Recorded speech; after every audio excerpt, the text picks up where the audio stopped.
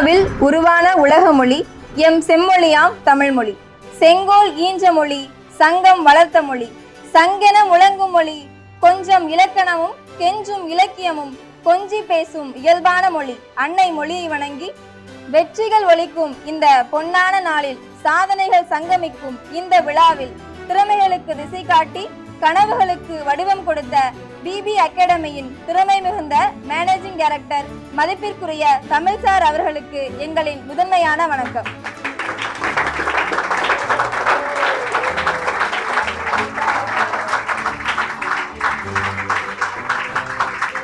அவரது வழிகாட்டுதலால் முயற்சி நம்பிக்கையாக மாறியது, நம்பிக்கை வெற்றியாக மாறியது.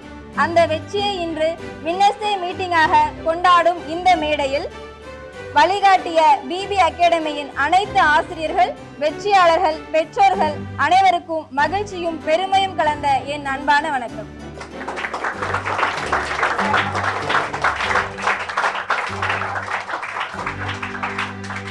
ஜனவரி 26, 2026 77வது குடியரசு தினமான இன்று பிபி அகாடமியின் வின்னர்ஸ் மீட்டிங் சிறப்பாக நடைபெற உள்ளது. அடிமை சங்கிலி அருந்த நாள், அரசியல் அடையாளம் பெற்ற நாள், சட்டத்தின் ஆட்சி மலர்ந்த நாள், சமத்துவம் சுவாசமான நாள், ஜனநாயகம் உயிர் பெற்ற குடியரசு இந்தியாவின் புனித நாளில் எல்லோருக்கும் குடியரசு தின வாழ்த்துக்களை தெரிவித்துக் கொண்டு நிகழ்வு இனிதே துவங்குகிறது.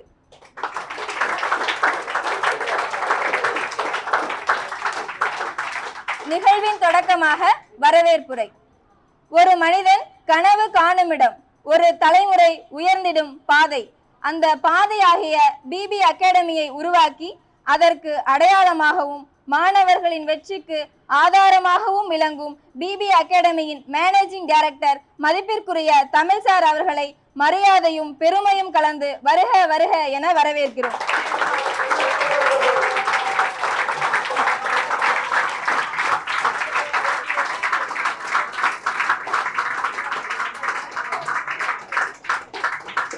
விதையிட்டோர் நீங்கள், விளைச்சல் இன்று இவர்கள்.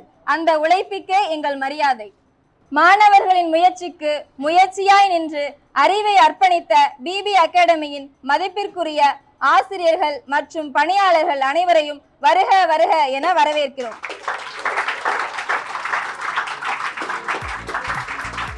தோல்வியை பாடமாக்கி வெற்றியை சாதனையாக்கிய நீங்கள் தான் இன்றைய நாளின் கதாநாயகர்கள். முயற்சியை வழியாக்கி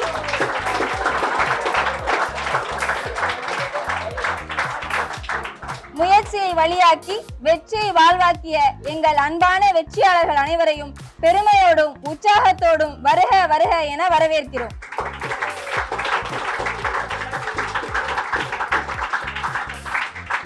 ஒரு வெற்றியின் பின்னால் ஒரு தாயின் பிரார்த்தனை, ஒரு தந்தையின் நம்பிக்கை, அதற்கே எங்கள் வணக்கம். வெற்றிக்கு பின்னால் உறுதியாக நின்ற அன்பும் ஆதரவும் அளித்த மதிப்பிற்குரிய பெற்றோர்கள் அனைவரையும் மரியாதையுடன் வரவேற்கிறோம். மேலும் இந்த நிகழ்வில் பங்கேற்கும் அனைவரையும் வருக வருக என வரவேற்கிறோம். 2024-25 12ஆம் வகுப்பில் பிபி அகாடமி அளவில் முதலிடம் பெற்ற மாணவர் எஸ் பவன் கார்த்திக் மற்றும் அவர்களின் மதிப்பிற்குரிய பெற்றோர்களை பரிசு வழங்கும் நிகழ்விற்காக மேடைக்கு அன்புடன் அழைக்கிறோம்.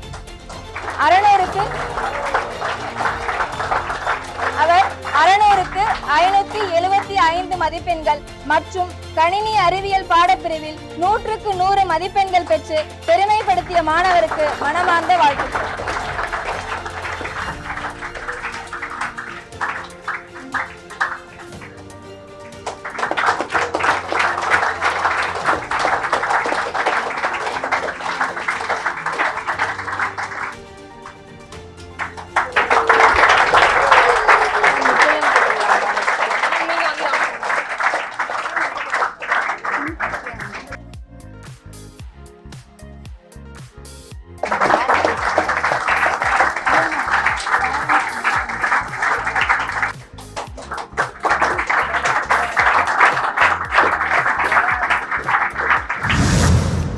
என்ன பண்ணணும் என்ன படிக்கணுன்றது சாரே சொல்லிடுவார். உங்களுக்கு கொடுக்குற ஷீட்டை அவர் சொல்கிறது மட்டும் படித்தா போதும். நீங்கள் ஈஸியாக மார்க் எடுத்துலாம், பாஸ்லாம் அசால்ட்டாக ஆகிடலாம்.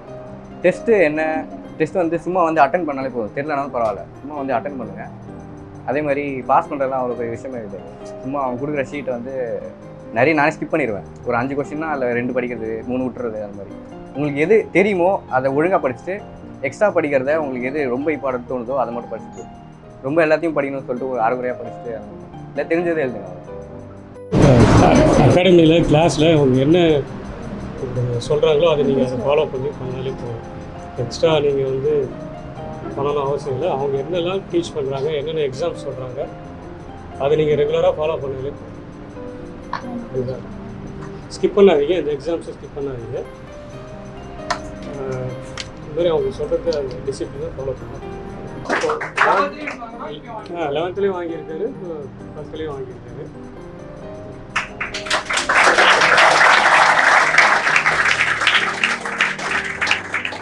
எக்ஸ்ட்ராலாம் படிக்கணும் அவசியம் சொல்லி கொடுத்தா படித்தோம். ஓகேங்களா?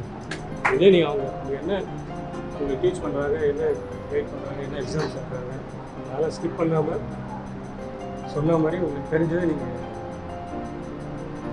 நீங்கள் எல்லோரும் வந்து நல்லா கொஞ்சம் கான்சென்ட்ரேட் பண்ணி படிக்கணும். ஒரே ஒரு மெயின் விஷயம், நான் 11th ஷீட் வாங்கும்போது அதான் சொன்னேன், மொபைல் மட்டும் கொஞ்சம் அவாய்ட் பண்ணிவிட்டு அவங்க கொடுக்குற ஷீட்ஸை ஒர்க் அவுட் பண்ணிவிட்டு கொஞ்சம் ஹார்ட் ஒர்க் பண்ணிங்கன்னா நல்லா மார்க் வாங்கலாம். ஒரே ஒரு டைவர்ஷன் இப்போதைக்கு மோஸ்ட்லி எல்லார்ட்டும் இருக்கிறது வந்து இந்த மொபைலில் அதில் இந்த கேம்ஸ் நிறைய விளையாடுறாங்க. அதை மட்டும் கொஞ்சம் அவாய்ட் பண்ணி எக்ஸாம் டைமில் இந்த 2 மாதமாவது அட்லீஸ்ட் அந்த மொபைலை கொஞ்சம் வச்சுட்டு சார் கொடுக்குற ஷீட்ஸை நல்லா ஒர்க் அவுட் பண்ணுங்கள். அதே மாதிரி நல்லா சாப்பிடுங்க. ஃபஸ்ட்டு ஹெல்த்து ரொம்ப முக்கியம். நல்லா சாப்பிட்டுட்டு தெம்பா டியூஷனுக்கு வாங்க. அப்புறம் அப்போ தான் நல்லா கான்சன்ட்ரேட் பண்ணி படிக்க முடியும். முதல்ல ஹெல்த்து ஃபஸ்ட்டு, அதுக்கப்புறம் நல்லா படிக்கணும். டைவர்ஷன் எதுவும் இல்லாமல் பார்த்துக்கோங்க. மோஸ்ட்லி அவ்வளோதான். அதுக்கப்புறம் மற்றெல்லாம் சாரே ப்ரொவைட் பண்ணிடுறாங்க. எனக்கு தெரிஞ்சு எல்லாத்துக்கும் ஒரு கொஸ்டின் பேப்பர்ஸு எக்ஸாம் அடிக்கடி ஃப்ளூவெண்ட்டாக வச்சுட்டே இருந்தாங்க. அது ரொம்ப ஹெல்ப்ஃபுல்லாக இருந்தது. அதுவும் இல்லாமல் இன்னொரு மெயின் வந்து ஒபீடியன்ஸு, தனித்தனியாக பாய்ஸ்க்கு கேர்ள்ஸ்க்கு. அப்புறம் இப்போ கூட பார்த்தேன் ரோடு எண்டுலேயே வந்து ஸ்டாஃப் நின்று அவங்கள வந்து கைட் பண்ணி அனுப்புகிறாங்க. வரும்போது கூட பார்த்தேன். அந்த ஒபீடியன்ஸு அவங்க சார் சொல்கிறதெல்லாம் கொஞ்சம் ஃபாலோ பண்ணி லைஃப்பில் எல்லோரும் முன்னேறணும். அவ்வளோதான். தேங்க்யூ.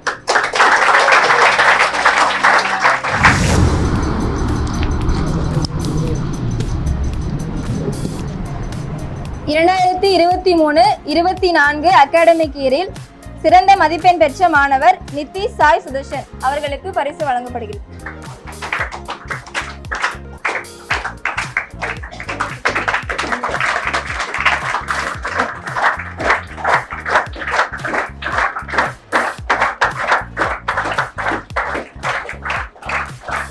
ஜனவரி வந்துருச்சு, ரொம்ப ஸ்ட்ரெஸ் ஆகாதீங்க, சார் கொடுக்கறதே படிங்க.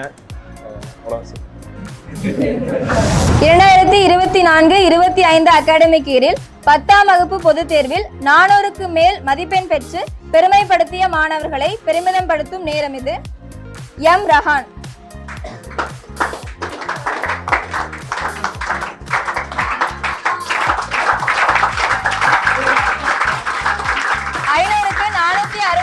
மதிப்பெண் பெற்றுள்ளார். வி விக்குலன் 500க்கு 458 மதிப்பெண்கள் பெற்றுள்ளார்.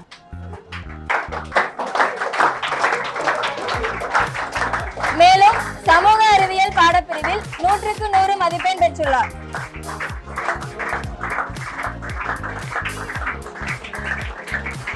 தர்ஷன் குமார் 500க்கு 448 மதிப்பெண்கள் பெற்றுள்ளார்.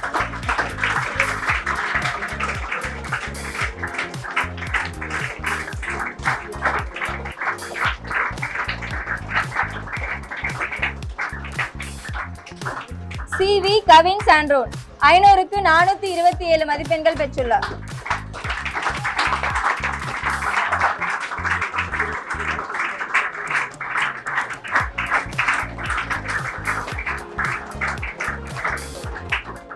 பதினொன்றாம் வகுப்பு பொதுத் தேர்வில் 500க்கு மேல் மதிப்பெண் பெற்ற மாணவர்களை பெருமைப்படுத்தும் நேரம் இது.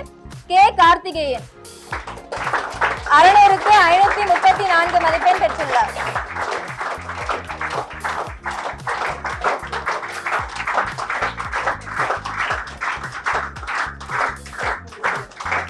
ஆர் செலியன் 600க்கு 531 மதிப்பெண்கள் பெற்றுள்ளார்.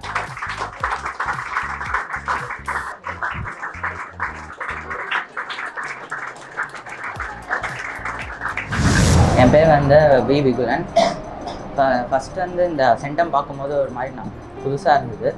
நெக்ஸ்ட் டைம் இதே மாதிரி வந்து எங்கள் பேரண்ட்ஸ் வந்து வருவாங்க, கண்டிப்பாக படிப்பாங்க. 12th என்ன சப்ஜெக்டில் சென்டம் எடுக்க போகிறேன்? சிஎஸ் ட்ரை பண்ணேன். ஆனால் மேக்ஸ், ஃபிசிக்ஸ், கெமிஸ்ட்ரி இதில் சென்டம் எடுத்தினா தான் உங்களுக்கு காலேஜில் ஈஸியாக கிடைக்கும். வேறு எதாவது சொல்லணுமா? நீங்கள் எதனா பேசலாம் இந்த சப்ஜெக்ட் வந்து கஷ்டப்பட்டு படிக்காமல் வந்து பிடிச்சி படித்தா ஈஸியாக மார்க். நான் 11th வந்து நினச்ச மார்க் எனக்கு வரல. எனக்கு 550 மேலே வரணும்னு நினச்சேன். ஆனால் 530 சம்திங் தான் வந்துச்சு. அதனால் 12th அதோட அதிகமாக எடுக்கணும்னு சொல்லிட்டு ஆப்டேட் போட்டுருக்கேன். இங்கே கொடுக்குற மெட்டீரியல்ஸ் படித்தாலே நல்ல மார்க் எடுக்கலாம். நான் போனதளவு படிக்கல கொஞ்சம் 11th கொஞ்சம், அதனால தான் மார்க் கம்மியாச்சு. கம்பல்சரிலாம் எப்படி வரும்னு தெரில. 11th ஃபஸ்ட் டைம் 11th எழுதும் போது இப்போ 12th வந்து எல்லாம் அனலைஸ் பண்ணியாச்சு. இப்படி தான் கொஷின்ஸ் வருது, இதுலேருந்து தான் வருது. அதனால் நல்லா ப்ரிப்பேர் பண்ணி வச்சுருக்கோம். இன்னும் சார் நிறைய கம்பல்சரி கொஷின்ஸ்லாம் கொடுத்துருக்காரு. அதெல்லாம் ஃபாலோ பண்ணி படித்தா இந்த தடவை கன்ஃபார்ம் ஒரு 570+, 580+ எடுக்கலான்னு இருக்கேன். எனக்கு வந்து ஃபிசிக்ஸ்லேயும் மேக்ஸ்லேயும் சென்டம் எடுக்கணும்னு ஆசை. இந்த தடவை எடுப்பேன்னு நினைக்கிறேன். பேரண்ட்ஸ் வந்தால் வரணும், வந்துடுவாங்கன்னு நினைக்கிறேன். நான் லாஸ்ட் இயர் வந்து 534 தான் எடுத்திருந்தேன். அது எனக்கு சுத்தமாக பத்தவே இல்லை. இந்த 534. ஆனால் பாய்ஸ் லெவலில் டியூஷனில் 11th ஃபஸ்ட் மார்க் இவன் தான். ஆனால் பேரண்ட்டை கூப்பிட முடியல. இன்னும் கொஞ்சம் ட்ரை பண்ணி படிச்சிருந்தானா ஒரு 550 கிராஸ் பண்ணியிருந்தா கூட எனக்கு போதும். பேரண்ட்டை ஓரளவு பரவாயில்ல, இவ்வளோ எடுத்திருக்கான், 12th எடுத்துருவான்னு ஒரு நம்பிக்கை வரும். அந்த 550 கீழே இருக்கிறனால இவனோட பேரண்ட் வரல. இன்னைக்கு வந்திருந்தாங்கன்னா இவனுக்கு இன்னும் கொஞ்சம் ப்ரௌடாக இருந்திருக்கும். மிஸ் பண்ணிட்டான். அடுத்த சான்ஸ் ஒன்று இருக்கு, பார்த்துக்கலாம். கண்டிப்பாக வந்து மேக்ஸிமம் கட் ஆஃப் ட்ரை பண்ணுவேன். கட் ஆஃப் சப்ஜெக்ட்ஸில் மட்டும் தான் கான்சன்ட்ரேட் பண்ணுறேன். மற்ற சப்ஜெக்ட்ஸில் ரொம்ப கான்சன்ட்ரேட் பண்ணுறதில்ல. டியூஷனில் கொடுக்க மெட்டீரியல் தான் யூஸ் பண்ணிகிட்ருக்கேன். மேக்ஸ் வந்து கொஞ்சம் லாஸ்ட் டைமை விட 11th வந்து திடீர்னு 2 புக்கு வந்தோன்னே எனக்கு என்ன பண்ணுறதுனே புரியவே இல்லை. இப்போ கொஞ்சம் ப்ராக்டிஸ் பண்ணி போய் லைட்டாக ஈஸியாக இருக்க மாதிரி இருக்குது. நான் ஹார்ட் ஒர்க் போட்டுட்டு இருக்கேன். 570+ எய்ம் பண்ணியிருக்கேன். Full maximum cut off try பண்ணுவேன். அவ்வளோ ஃபுல் மேக்ஸிமம் கட் ஆஃப்னா என்ன நம்பர்? 200க்கு ட்ரை பண்ணால் தான் 190 கிடைக்கும். ஃபுல் கட் ஆஃப் 200 ட்ரை பண்ணு. அப்போ தான் நீ நினைக்கிறடா ஓரளவு மார்க் எடுத்துட்டா காலேஜ் கிடைக்கும்னு நினைக்கிறேன். இப்போ கேர்ள்ஸில் ஒரு பொண்ணு, அவள் தான் டியூஷன் ஃபஸ்ட்டு சூப்பர் மார்க்கே எல்லாமே பண்ணிட்டா, அவளுக்கு காலேஜ் கிடைக்கல. புரியுதா? கட் ஆஃப் மார்க்னு இருக்குது. 1 மார்க் 2 மார்க்கில் மிஸ் ஆகும். நல்ல காலேஜ்லாம் மிஸ் ஆகும். நீ நினைக்கிற மாதிரிலாம் ஈஸிலாம் கிடையாது. காம்படிஷன் வேறு லெவலில் இருக்குது. நான் கொடுத்த இம்பார்ட்டன்ட் கொஸ்டினே உன்னால் தாக்கு பிடிக்க முடியல. வெளியே லெவலில் நீ இன்னும் முடிச்சுட்டு வெளியே வருப்பாரு. 12th முடிச்சுட்டு வெளியே வந்தால் தான் உன் கிளியரான சிச்சுவேஷன் நினைக்க தெரியும். காம்படிஷன் வந்து இங்கே கிடையாது. இந்தியா ஃபுல்லாக நேஷனல் ஃபுல்லாக இருக்கும் உங்கள் காம்படிஷன். போட்டுன்னு வருவானுங்க. புரியுதா? அட்லீஸ்ட் டீசெண்டாக இங்கே சேர்ந்துருக்க. நாங்கள் சொல்கிற டைரக்ஷனில் வந்தாலே ஓரளவு எல்லாரை விட காம்படேட் பண்ணுற அளவு உன்னை கொண்டு வந்துட முடியும். நெக்ஸ்ட் டைம் உங்கள் பேரண்ட் வருவாங்களா? இவனை எதுக்கு கூப்பிட்ருக்கோன்னு பார்த்தீங்கன்னா 10th அவங்க பேரண்ட் வந்தாங்க. செம்ம அப்ரிஷியேட்டாக அவங்க பேரண்ட்ஸ்லாம் ரொம்ப சூப்பராக ப்ரௌடாக ஃபீல் பண்ணாங்க. ஆனால் 11th பேனரில் கூட அவன் ஃபோட்டோ இல்லை. இப்போ இவன் பேசினா கரெக்டாக இருக்கும். நான் 10th வந்து 450 மேலே 90% எடுத்தால் போதும்னு நினச்சேன். சார் வந்து நான் இங்கே படிக்கும் போது ஃபஸ்ட்டு எடுக்கிறவங்களுக்கு அடுத்த வருஷம் ஃப்ரீ அப்படி சொன்னார். 30,000 டிஸ்கவுண்ட் ஆகுதுன்னு உடனே நான் அதுக்காக தான் படிக்க ஆரம்பித்தேன். நான் நினச்ச மாதிரி ஃபஸ்ட்டு மார்க் எடுத்தேன். சார் என்னை ஒரு வருஷம் ஃப்ரீயாக படிக்க வச்சார். நான் 11th வந்து ஸ்போர்ட்ஸில் 11th முக்கியம் இல்லை, அதனால ஸ்போர்ட்ஸுக்கு போயிட்டேன். 500 எடுத்தால் போதும்னு நினச்சேன். ஆனால் அது கூட வரல. ஆனால் 12th நான் கண்டிப்பாக அதே மாதிரி ஃபஸ்ட்டு மார்க் எடுத்து அதே மாதிரி பேரண்ட்ஸுக்கு. நான் வந்து செலியன் ரெஃபர் பண்ணி தான் ஃபஸ்ட்டு வந்தேன். அவன் வந்து எதனால் அவன் மேலே நான் அந்தளவுக்கு க்யூரியஸ் ஆனேன்னா, இங்கே நானும் தான் அவனோட ரொம்ப நான் ஹார்ட் ஒர்க் பண்ணேன். பட் வந்து பண்ண விதம்ன்றது வேறு. நம்ம வந்து ஒரு 30 பேரோட கைடன்ஸில் நம்ம படிக்கிறதோட நம்ம தனியாக படிக்கிறது வந்து கொஞ்சம் கஷ்டமான செயல். அதாவது இப்போ இவங்களாம் வந்து அவங்களே கொடுத்துட்றாங்க நோட்ஸு. ஸோ நான் அப்படி தனியாக இருக்கும் போது நானே அந்த நோட்ஸ் எடுக்கணும். அதுக்கு டைம் இது கன்சியூம் ஆகும். தனித்தனியாக ஒரு இதுக்கு நான் கம்பல்சரி கொஸ்டின்ஸ்லாம் வந்து அவனோட நான் அதிகமாக போட்டிருக்கேன். பட் இருந்தாலும் என்னால் எக்ஸாமில் எக்ஸிக்யூட் பண்ண முடியல. ஏன்னா நான் வந்து ஒரு 10 கொஸ்டின் படிக்கிறேன்னா நான் ஒரு 100 கொஸ்டின் படிச்சிருந்தா தான் அந்த மாதிரி எனக்கு மேனேஜ் ஆனிச்சு. ஸோ இப்போ வந்து நான் அந்த டியூஷன் சேர்ந்தேன். நான் வந்து 11th வந்து 504 எடுத்திருந்தேன். ஸோ வந்து அதை நான் முன்னாடியே சேர்ந்துருந்தேன்னா எனக்கும் இந்த மாதிரி ப்ரௌடாக நான் ஃபீல் பண்ணிருக்கலாம். ஸோ அதை நான் மிஸ் பண்ணிட்டேன்னு சொல்லிட்டு இப்போ நான் ஃபீல் பண்ணுறேன். கண்டிப்பாக வந்து 12th என் பேரண்ட் வர வைப்பேன். கண்டிப்பாக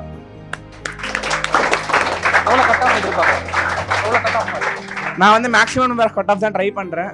பட் வந்து மேக்ஸில் சென்டம் எடுக்கணும்.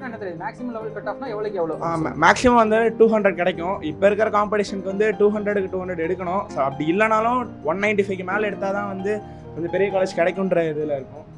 ட்ரை பண்ணுறேன். நீ எவ்வளோ எடுப்பேன்? நான் 195+ எடுக்கணும்னு ஆசைப்படுறேன். ஏன்னா சென்டம் என்ன பண்ணிருக்கியா? மேக்ஸில் சென்டம் எடுக்கணும்னு ஆசையாக இருக்குது. கண்டிப்பாக நடக்கும். என் பேர் ஹர்ஷித். நான் வந்து 10th இந்த டியூஷனில் படித்தேன். 10th நான் ஃபஸ்ட்டு நான் வந்து நல்லா தான் படிச்சுட்டு இருந்தேன். அதுக்கப்புறம் எனக்கு டிஸ்ட்ராக்ஷன் ஆகி மார்க் ரொம்ப கம்மியாக இருந்துச்சு. சார் அதை முன்னாடியே சொன்னார். நானும் அது கேட்காத நான் கரெக்டாக தான் இருக்கேன் அப்படின்னு நினச்சி பண்ணதுனால கம்மியாயிடுச்சு, ரொம்ப கம்மியாயிடுச்சு. அது எனக்கு ஒரு மைண்ட் அப்செட் ஆகி நான் 11லேயும் ஒழுங்காக பண்ணல. 12th இங்கே வந்து சேர்ந்தேன், லேட்டாக தான் சேர்ந்தேன். இருந்தாலும் எனக்கு மேக்ஸ் சுத்தமாக வரல. நான் அப்புறம் தான் பிரீத்தி மேம்கிட்ட போய் கேட்டேன், மேம் இந்த மாதிரி மேக்ஸ் வரல அப்படின்னா டெய்லி 1/2 hour போட்டுப்பார், 5 sum போட்டுப்பார், எனக்கிட்ட வந்து காமி அப்படின்னு அந்த மோட்டிவேஷன்லாம் கொடுக்க தான் எனக்கு இப்போ படிக்கும் போது ஓகே ஈஸியாக தான் இருக்குது, நம்மளாலேயே முடியும் அப்படின்னு நினச்சி இவனோட பெர்ஃபார்மன்ஸ் இப்போ பார்த்தீங்கன்னா சூப்பராக இருக்கட்டும். இப்போ டீசெண்டாக இப்போ கொஞ்சம் நல்லா பண்ணிட்டு இருக்கோம். நான் எதுல கம்மியா இருக்கான்றத நான் ஏற்கனவே மீட்டிங்ல சொல்லிட்டேன். நல்லா இருந்தா நல்லா இருக்குன்னு எல்லாரும் முன்னாடியே சொல்லுவேன். நல்லா இல்ல நல்லா இல்ல, எதுல நல்லா இல்லன்னு சொல்லி எதுல கேவலமா பண்ணிட்டு இருக்கான் மேக்ஸ். அவன் உண்மையாவே மத்த சப்ஜெக்ட் டீசெண்டா பண்றான், மேக்ஸ்ல ஒஸ்டா தான் பண்ணிட்டு இருக்கான். இப்போ ஆரம்பிச்சனா தான் பாசிபிள். ஓகே அந்த மாதிரி படிச்சு இப்போ கொஞ்சம் பேசலாம். நான் பார்த்து வச்சிட்டு இருக்கேன். அவனுக்குலாம் ஒரு ரவுண்ட் வரும், புரியுதா? இவனுக்குலாம் பேசி முடிச்சோன்னா அவனுக்கு ஒரு ரவுண்ட் வரும், அவன் கண்டிப்பா பேசி ஆகணும். இப்போ மேக்ஸ் கொஞ்சம் ஈஸியாக இருக்குது. இதே மாதிரி ப்ராக்டிஸ் பண்ணி கண்டிப்பாக நான் ஃபஸ்ட் மார்க் டியூஷனில் எடுக்கணும். எனக்கு இந்த டார்கெட்டு எங்கள் அப்பா அம்மாவை கூப்பிட்டு வந்து இங்கே நிற்க வைக்கணும், அவ்வளோதான். ரோல் அரசன் 10th standard படிக்கிறேன். இப்போ 10th வந்து பப்ளிக்கில் நல்ல மார்க் எடுக்கணும்னு நினைக்கிறேன். இப்போ நல்ல மார்க்னா என்னது? நல்ல மார்க்னா 480 ஆகும். இப்போ வருது எனக்கு 470 வருது, 475 குவார்டர்லிலாம் 480 எடுத்திருக்கேன். அதை பப்ளிக்கில் எடுக்கணும்ல, இப்போ எடுக்கிறது மேட்ரு இல்லைல்ல. இது வெளியே போகாதில்ல, பப்ளிக் தானே யாராக இருந்தாலும் கேட்க போகிறாங்க. ஆஃப் இயர்லி குவார்டர்லாம் இங்கே கணக்கு வரப்போகுது. நம்ம பப்ளிக்கில் தான் நம்மளுக்கு மார்க் வரணும், அதுக்காக தான் கான்சன்ட்ரேட் பண்ணுறேன். இப்போ நடுவில் நேற்று கூட இன்னைக்கு காலைல கூட பிரீத்தி மேம் எனக்கு கூப்பிட்டு அட்வைஸ் பண்ணாங்க, மார்க் நல்லா எடுக்கணும்னு சொல்லிட்டு. நான் லீவு போட்டேன், அதை பற்றி அட்வைஸ் பண்ணி நான் கான்சன்ட்ரேட் பண்ணியிருக்கேன், நீ ஃபஸ்ட்டு வரணும் எனக்கு. ஸோ சாரும் நானும் சொல்லி உன் மேலே உங்கள் அண்ணன் எடுக்காத மார்க்கை நீ எடுக்கணும்னு சொல்லி என்னை கான்சன்ட்ரேட் பண்ணுறாங்க. சரி அவங்க சொல்கிற மாரி நம்மளும் அவங்களுக்கு ஃபாலோ பண்ணி போய் அவங்க கேட்குற மார்க்கை நம்ம எக்ஸ்பெக்ட் பண்ணி எடுத்து கொடுக்கணும்னு எனக்கு ஒரு ஆசை இருக்குது. அப்படியே பேரண்ட்ஸையும் ப்ரௌட் இருக்கணும்னு நல்லாயிருக்கும். டியூஷன் ஃபஸ்ட் வந்தால் என்ன பெனிஃபிட் இருக்கும்? டியூஷன் ஃபஸ்ட் வந்தால் அடுத்த 11th ஃபுல்லாக ஃப்ரீயாக படிக்கலாம், அந்த பெனிஃபிட்ஸ். என் பேர் தியா ஜஷ்வந்த். நான் இந்த வருஷம் நான் 10th நம்ம டியூஷனில் சேர்ந்தேன். என்னை பொறுத்த வரைக்கும் குவார்டர்லியும் ஆஃப் இயர்லியும் நான் அடுத்த மார்க் வந்து எனக்கும் பத்தலை. அதாவது இனிமேலாவது ஹார்ட் ஒர்க் பண்ணி பப்ளிக்கில் ஒரு 480 + 490 ரீச் பண்ணோம் அப்படின்னு இருக்கேன். இது வரைக்கும் நான் அடுத்த மார்க் எல்லாமே 475 இருக்கும் குவார்டர்லியில், அப்புறம் 469 கம்மி தான் ஆச்சு. அதை வந்து பப்ளிக்கில் அதுக்கு ஈக்குவலாக எடுத்து அதிகப்படுத்தணும் மார்க்கு அப்படின்னு நினைக்கிறேன். முடிஞ்சளவு மேத்ஸ், சயின்ஸ், சோஷியல் மூணுலேயுமே சென்டம் பண்ணணும்னு ட்ரை பண்ணுவேன். என் பேர் ஆகாஷ். நான் 10th standard படிக்கிறேன். இப்போ குவார்டர்லி ஆஃப் இயர்லி வந்து 450க்குள்ளே வரணும். 450 தாண்டணும்னா நான் 450க்குள்ளே தான் வரேன். அதனால பப்ளிக்கில் வந்து 480 மேலே தாண்டணும். மேக்ஸ், சயின்ஸ், சோஷியல் சென்டம் எடுக்கணும். 10th standard படிக்கிறேன். எனக்கு வந்து மேக்ஸில் சென்டம் எடுக்கணும்னு இருக்குது. அப்புறம் எங்கள் அண்ணனோட 1 மார்க்காக அதிகமாக எடுக்கணும்னு இருக்குது. எனக்கு வந்துட்டு 450, 440 அந்த மாதிரி வருது. ஆனால் நான் பப்ளிக்கில் வந்துட்டு ஒரு 470 அந்த மாதிரி எய்ம் பண்ணுறேன். ஆனால் இப்போ அதுக்கான எஃபோர்ட் நான் போடுறது கிடையாது, ஜாலியாக சுற்றின்னு இருக்கேன். இப்போ 2 months உட்காந்தா கூட படிக்கலாம்னா நான் படிக்க தோண மாட்டேங்குது. ஆனால் எங்கள் டியூஷனில் படிக்கிறேன். நான் இது இப்போ தான் சேர்ந்தேன், நான் ஒரு 1 month தான் இருக்கும். இப்போ அவங்க கொடுக்கறது நான் படிக்கிறதுனால எனக்கு மார்க் கொஞ்சம் அதிகமாக வருது. இப்போ நான் படிப்பேன். 475 மேலே எடுக்கணும். என்ன சென்டம் என்ன எய்ம் பண்ணுறேன்? சோஷியல் சயின்ஸில் மட்டும் சென்டம் வேணும். என் பேர் யோகேஸ்வரன். நான் இங்கே ஏற்கனவே 10th ஜாயின் பண்ணியிருக்கேன். என்னோடய எய்ம் வந்து 10th 450 இருந்தது. நான் ஹார்ட் ஒர்க் போட்டதில் எனக்கு 4 மார்க் மிஸ் ஆகிடுச்சு. 446 தான் வந்துச்சு என்னோட 10th டோட்டலில். 11th நான் வந்து 529 எடுத்தேன். ஆனால் நான் டியூஷனில் ஜாயின் ஆகலை, அதனால் இங்கே வந்து என்னால் இது ப்ரைஸ் வாங்க முடியல. இப்போ 12th வந்து நான் வந்து 550 above எடுக்கணும்னு நான் ட்ரை பண்ணிட்டுருக்கேன். இப்போ வரைக்கும் எனக்கு 500 வரலை. இனிமேல் தான் 550 மேலே நான் எய்ம் பண்ணி படிச்சுட்ருக்கேன். இப்போ ப்ராக்டிஸ் பண்ணி நான் வந்து என்னோடய எய்மை வந்து பப்ளிக்கில் நான் எடுத்துடுவேன், எனக்கு நம்பிக்கை இருக்குது. இந்த வாட்டி அக்கௌண்ட்ஸ் அண்ட் பிஸ்னஸ் மேக்ஸில் வந்து சென்டம் மெயின் பண்ணுறேன். 10th வந்து நான் மேக்ஸில் சென்டம் எடுத்தேன். இந்த வாட்டி எங்கள் அப்பாவை நான் கூப்பிட்டு வந்து இங்கே ப்ரௌட் பண்ணுறேன். இப்போ கௌஷிகன். இப்போ 12th படிக்கிறேன். நான் வந்து 10th 11th வந்து நல்லா பர்ஃபார்ம் பண்ணேன். ஆனால் வீட்டில் இருந்தேன். நான் 10th வந்து 3 டியூஷன் போனேன். 3 டியூஷன் போயிட்டு எதில் நல்லா பர்ஃபார்மன்ஸு அவங்க கொடுக்குறாங்க, என்ன ப்ராக்டிக்ஸ்லாம் கொடுக்குறாங்க பார்த்தேன். எதுலையுமே அவ்வளோவா இல்லை. எனக்கு வந்து 10th வந்து கம்மியாக மார்க் தான் வந்தது. ஓகே நம்ம வந்து 2 டைம் போகலாம், காலைல 1 மதியானம் 1 டியூஷன் போகலாம் சொல்லிட்டு 11th டபுள் டைம் போனேன். அது 2 டைமும் ஒரு சாட்டிஸ்ஃபைடாக இல்லை, அது மாதிரி மார்க்கும் வரல. ஓகே பார்த்தேன், சுற்றி பார்த்தேன். இந்த டியூஷன் பிவி அகாடமி பார்த்தாங்க, அங்கே இருக்க எல்லாருமே அதிகமாக மார்க் எடுக்கிறாங்க. ஓகே என்னதான் இருக்குன்னு பார்த்தா இவங்க சார் வந்து மெடல் கொடுக்குறாங்க. அது படித்தா போதும் அப்படின்னு சொல்லி எல்லாம் படித்து போகிறாங்க. அதை படித்தேன். கொஞ்சம் ஆஃப் பண்ணி தான் கொஞ்சம் மார்க் நல்லா டீசெண்டாக வந்தது. ஓகே இனிமேலும் நம்ம எழுப்போம் அப்படின்னு சொல்லிட்டு இப்போ படிச்சுன்னு இருக்கிறேன். எவ்வளோ மார்க் எய்ம் வச்சிருக்கு? 550 மார்க் 550+. என் பேர் அதர்வா, நான் 10th ஸ்டாண்டர்ட் படிக்கிறேன். இப்போ வந்து ஆஃப் இயர்லியில் குவார்டர்லியில் வந்து 400 படிச்சு எடுத்துட்டேன். ஆஃப் இயர்லியில் வந்து 383 வந்துருச்சு. அதனால் இன்னும் ஹார்ட் ஒர்க் போட்டு ஃபோன்லாம் ஆஃப் பண்ணி வச்சுட்டு எந்த டிஸ்ட்ராக்ஷனும் மைண்டில் ஏற்றாமல் நல்லா படிக்கணும். 450 எய்ம் வச்சுருக்கேன். அப்போ தான் 440 ஆச்சு. டிஸ்ட்ராக்ஷன் நீயே சொல்கிற பார்த்தியா, நீ ஏன் நான் ஒன்றும் படிக்க மாட்டேற, படிக்கணும்னு நினைக்கிற, படிக்க முடியல, அந்த மாதிரிலாம் ப்ராப்ளம் எதனால் வருதுன்னா உனக்கு எதனால் அந்த மார்க் வேணுன்றது தெரியல. இப்போ எனக்கு வந்து இப்போ சொல்கிறேன்ல, பேரண்ட் வந்து நிற்க வைக்கணும், அண்ணனை விட ஒரு மார்க்காச்சும் எடுக்க வைக்கணும், பேனரில் என் ஃபோட்டோ எதனா ஒரு அந்த இடத்துல உனக்கு ஸ்பார்க் இருக்கணும்ல, அப்போ தான் அதை மோட்டிவேட் பண்ணி உனக்கு கரெக்டாக கொண்டு போகும். அது வேகம் அப்படியே படிக்கிற, சும்மா ஏதோ ஒன்று படிக்கணும், எனக்கு இதுதான் என் கோல், என் பேரண்ட் எங்கே நிப்பாட்டணும், எனக்கு இந்த சப்ஜெக்டில் சென்டம் கண்டிப்பாக வேணும், அந்த ஸ்பார்க்கை வச்சுக்கிட்டு அதை நோக்கி நீ போனீங்கன்னா அச்சீவ் பண்ணுறதுக்கு ரேஷியோ அதிகமாக இருக்குது. எந்த எய்மே இல்லாமல் ஓடுறவனுக்கும் எய்ம் பண்ணி அந்த டேரக்ஷனில் போகிறவனுக்கும் டிஃப்ரென்ஸ் இருக்குது. மிஸ் ஆனால் கூட பக்கத்துலேயாச்சும் போவேன், புரியுதா? எய்மே இல்லாத போவோம், எங்கே போவான்? எய்ம் பண்ணி போகிறவன் கண்டிப்பாக அடிக்க சான்சஸ் இருக்குது. எந்த டிஸ்ட்ராக்ஷனும் இல்லை, ஃபோக்கஸாக படித்தானா. மிஸ் ஆனால் கூட எவ்வளோ மிஸ் ஆக போகுது? அவன் 550 எய்முன்னு சொன்னான், 550 553 550 எய்மா, 550 அவன் எய்ம் சொன்னால் எவ்வளோ மிஸ் ஆச்சு? 4 மார்க் தான் மிஸ் ஆச்சு, பக்கத்தில் வந்துட்டான், புரியுதா?